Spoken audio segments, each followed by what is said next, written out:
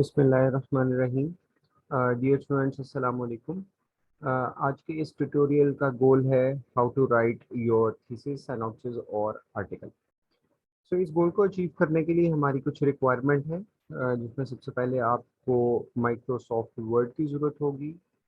उसके बाद आपको एंड नोट चाहिए होगा, और एंड नोट का कोई भी वर्जन आप इस्तेमाल कर सकते हैं। जैसे मेरे पास एंड नोट का X7 वर्जन है। और आपको गूगल क्रोम चाहिए, या अगर आपके पास इंटरनेट एक्सप्लोरर है तो आप वो भी इस्तेमाल कर सकते हैं। कोई भी आपके पास इंटरनेट का एक्सप्लोरर है, या गूगल क्रोम है, या कोई भी है, तो आप उसको इस्तेमाल कर सकते हैं। उसके बाद फोर्थ चीज़ जो आपको चाहिए वो है आपका टॉपिक, जिसके ऊपर आपने थीसिस या फिर सिनॉप्सिस लिखना है। तो फॉर एग्जांपल, अगर आपके पास आपका टाइटल है जैसे फ्रोजन शोल्डर, तो फ्रोजन शोल्डर के बारे में आपको आर्टिकल्स ढूंढना है और उन आर्टिकल्स को पढ़ना है, और उन आर्टिकल्स को अपने वर्ड्स में, जिसको हम पैराफ्रेजिंग कहते हैं, पैराफ्रेजिंग करने के बाद आपने इस वर्ड के डॉक्यूमेंट में उसको लिख लेना है। तो हम शुरू करते हैं कि किस तरह से हमें आर्टिकल को सर्च आउट करना है। तो सबसे पहले हम जो टाइटल है उसके बारे में आर्टिकल्स ढूंढेंगे। तो उसके लिए आपको गूगल क्रोम के अंदर जाना है। जैसे भी हम गूगल क्रोम के अंदर चले जाते हैं, यहाँ पर आप सिंपल गूगल को भी सर्च कर सकते हैं, आप गूगल स्कॉलर को भी सर्च कर सकते हैं। स्ट्रेट फॉरवर्ड वे की तरफ जाएंगे।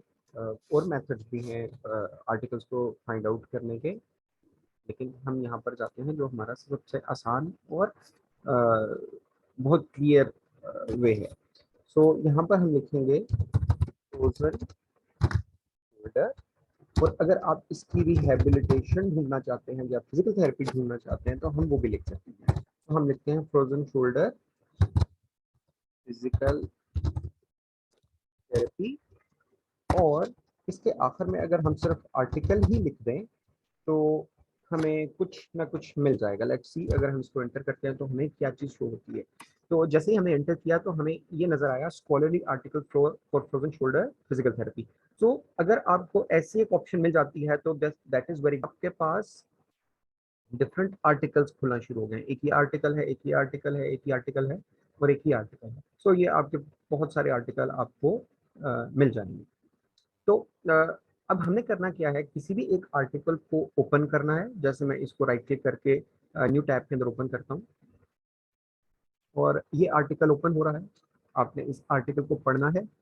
पढ़ने के बाद आपने इस आर्टिकल के अंदर से जो भी इंप्रेशन होगा वो आपने अपने वर्ड्स में लिख लेना है, या हम उसको कहेंगे, उसको पैराफ्रेज कर लेंगे। सो जैसे ये आर्टिकल था, ये उसका एब्स्ट्रैक्ट है, तो हम एब्स्ट्रैक्ट भी पढ़ सकते हैं, हम इंट्रोडक्शन में भी जा सकते हैं, हम पूरा आर्टिकल भी पढ़ सकते हैं। तो हम शुरू करते हैं। What is frozen shoulder?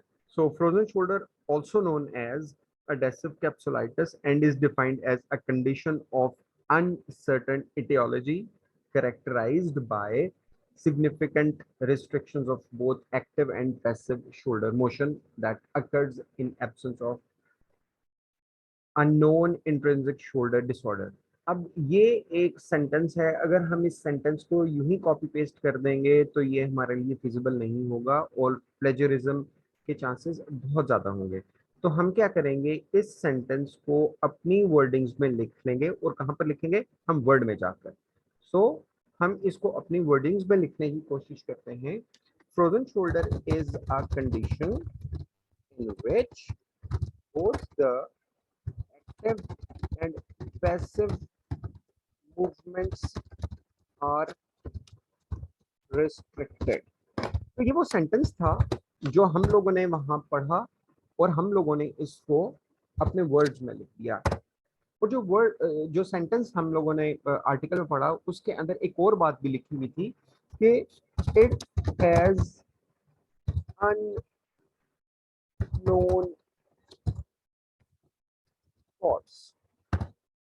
जैसे अननोन इटियोलॉजी थी, हम उसके लिए लिख देते हैं इट हैज अननोन कॉज। सो हम कोशिश करेंगे कि वर्ड्स को कुछ अपने लफ्जों में तब्दील कर दें। अब प्रॉब्लम ये आती है कि हमें इसका एक रेफरेंस डालना है। सो रेफरेंस डालने के लिए हमें एंड नोट की ज़रूरत होगी, और हमें उस आर्टिकल की साइटेशन की ज़रूरत होगी। सो वो प्रोसेस कैसे होता है अभी हम देखते हैं। हम वापस गूगल क्रोम में जाएंगे और जहां से ये आर्टिकल हमने ओपन इन न्यू टैब किया था हम वहां पर जाएंगे। जैसे हम यहाँ पर गए तो ये आपके पास गूगल स्कॉलर का पेज ओपन है और हम ये देखेंगे कि यहाँ पर आपके पास इंपोर्ट इनटू एंड नोट आ रहा है। और बाज़ औक़ात ऐसा होता है कि ये option import into and note नहीं होता। तो जब नहीं होता तो क्या होता है, तो उसके लिए हम देखते हैं कि ये गूगल स्कॉलर जब खुला होगा तो उसके साथ ये लेफ्ट साइड के ऊपर 3 लाइनें हैं।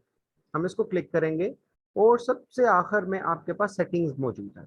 उस सेटिंग्स को क्लिक करें, ऑप्शंस आएंगे और बाज़ औक़ात ऐसा होगा कि आप ये देखेंगे कि बिब्लियोग्राफी मैनेजर सबसे आखिरी ऑप्शन है, उसमें ऐसे do not show any citation import links दिया होगा। तो जब ऐसा होगा तो आपके पास गूगल स्कॉलर किस तरह से नजर आएगा। तो ये देखें कि जैसे ही do not show any citation तो यहाँ से वो import into and note option गायब हो गया।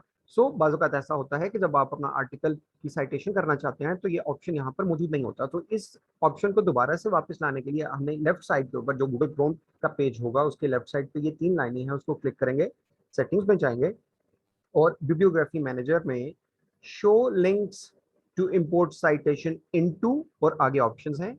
ये बहुत सारी 3-4 ऑप्शंस हैं, इनमें से आप एंड नोट को क्लिक करेंगे और सेव दबा देंगे।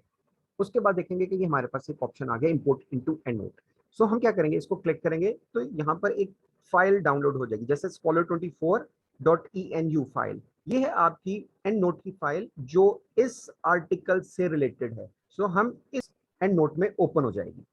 जैसे ओपन हो गई, अब हम दोबारा जाएंगे वर्ड में और जहां पर आपने अपने सेंटेंस या सेंटेंसेस को आर्टिकल से पैराफ्रेज करके लिखा उसके आखिर में जाएंगे और एक शॉर्ट की है Alt+2। मैं यहाँ पर शॉर्ट की भी लिख देता हूँ, Alt और साथ में आपने नंबर 2 प्रेस करना है। जब ये हम Alt और 2 प्रेस करेंगे तो फिर देखते हैं कि क्या होता है।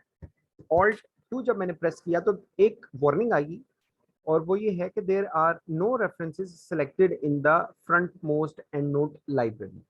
इसका मतलब है कि कोई एंड नोट लाइब्रेरी के अंदर प्रॉब्लम है। सो हम क्या करेंगे, वापस एंड नोट में जाएंगे और देखेंगे कि क्या जो आर्टिकल की साइटेशन हमने डबल क्लिक करके ओपन की थी वो ब्लू है या नहीं है। तो इस वक्त हम देखते हैं कि दिस इज नॉट ब्लू। तो हम इसको सिंगल क्लिक करेंगे तो ये ब्लू हो जाएगी। जब ब्लू हो जाएगी इसका मतलब है कि हमारी एंड नोट लाइब्रेरी के अंदर ये वाला आर्टिकल सिलेक्टेड है जहां से हम लोगों ने रेफरेंस डालना है। सो वापस आप वर्ड में जाएंगे और फिर दोबारा से ऑल्ट और नंबर 2 को प्रेस करेंगे और फिर ये देखें कि आपके पास 1 आ गया और 1 के बाद नीचे 1 के साथ ये एक छोटी सी लाइन आ गई जो कि एक रेफरेंस की है। This number is called as citation while this is called as reference. So इस तरह से आपने अपने थीसिस साइनॉप्सिस के अंदर पूरी की पूरी राइटअप लिखनी है। अब हम इसकी एक और एक्सरसाइज करते हैं, हम एक दफा फिर जाते हैं, नेक्स्ट आर्टिकल को पढ़ते हैं। जैसे gentle थॉइंग of the frozen shoulder, इसको भी उसी तरह से हमने ओपन लिंक न्यू टैब किया और हम इसको देखते हैं। जैसे ही ओपन होते हैं कि इसके अंदर से कोई सी एक दो लाइन जिनको हम पढ़ के, difference in age, sex, time elapsed since onset and disease severity at inclusion।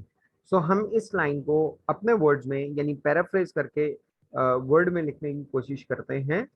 तो हम यहाँ पर लिखते हैं इसी लाइन के बाद ये जो ऑल्ट और +2 था इसको हम डिलीट कर देंगे क्योंकि ये हमारे इस राइट अप का पार्ट नहीं था, ये मैंने आपको एक शॉर्ट की बताई थी। सो हम लिखते हैं कि this condition is not limited to age, gender और एनी स्पेसिफिक ऑक्यूपेशन। अगर तो ये वर्ड यहाँ पर मौजूद है तो हम एक दफ़ा फिर देख लेते हैं क्या हमने ठीक लिखा है जी। हमने सेंटेंस पढ़ा था, no significant difference in age, sex, time lapse. ओ हम लोगों ने ऑक्यूपेशन लिख दिया लेकिन वो ऑक्यूपेशन नहीं था, वो टाइम लैप्स था। सो फॉर एग्जांपल हम उसको राइट कंसिडर कर लेते हैं, लेकिन कोशिश करनी है कि हम लोगों ने सब सेम वही कॉन्सेप्ट रखने हैं जो वहाँ पर मौजूद हो। सो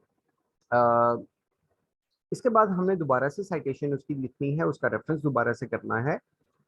तो हम क्या करेंगे, हम वापस उसी पेज पे जाएंगे जहां से ये आर्टिकल हम लोगों ने सर्च किया था हम यहाँ पर आए, ये वाला वो आर्टिकल था जिसको हम लोगों ने पढ़ा, और ये है इम्पोर्टेंट टू एंड नोट। हम इसको क्लिक करेंगे और फाइल एक और डाउनलोड हो जाएगी, scholar25.enw। हम इसको ओपन करेंगे और ये ओपन हो गई एंड नोट में, और ये ऑटोमेटिकली ब्लू हो गई है। इसका मतलब है ये आर्टिकल सिलेक्टेड है।